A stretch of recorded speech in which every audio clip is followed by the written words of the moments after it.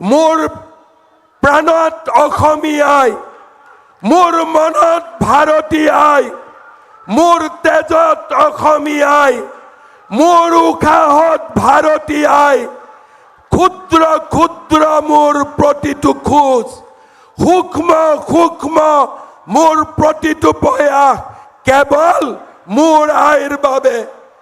বিন্দু বিন্দু জিলিকি উঠা কপালৰ ঘাম, ৰন্ধে ৰন্ধে বৈ থকা অন্তহীন স্বাভিমান কেৱল মোৰ আইৰ বাবে।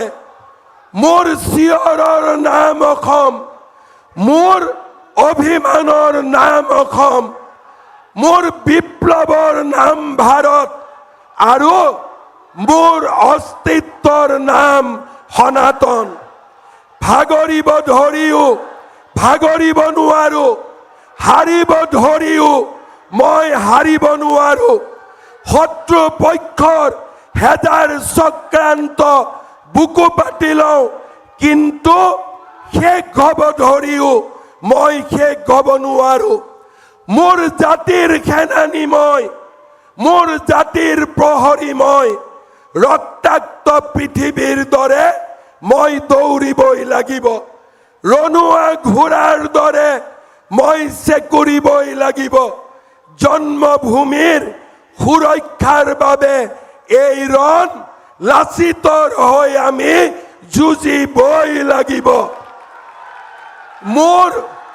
মোৰ সাহসৰ নাম অসম, মোৰ সভ্যতাৰ নাম সনাতন, মোৰ সংস্কৃতিৰ নাম ভাৰত, মোৰ আত্মবিশ্বাসৰ নাম অসম, মোৰ মনত অসমীয়াই, মোৰ প্ৰাণত ভাৰতীয়াই, মোৰ তেজত অসমীয়াই, মোৰ উশাহত অসমীয়াই।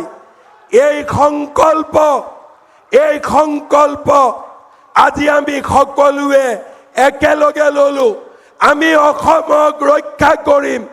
বাংলাদেশী সকলৰ পৰা আমি আমাৰ ৰাজ্যক ৰক্ষা কৰিম আৰু আমাৰ অসম ভূমিক ভাৰতৰ শ্ৰেষ্ঠ ৰাজ্যলৈ ৰূপান্তৰ কৰিম।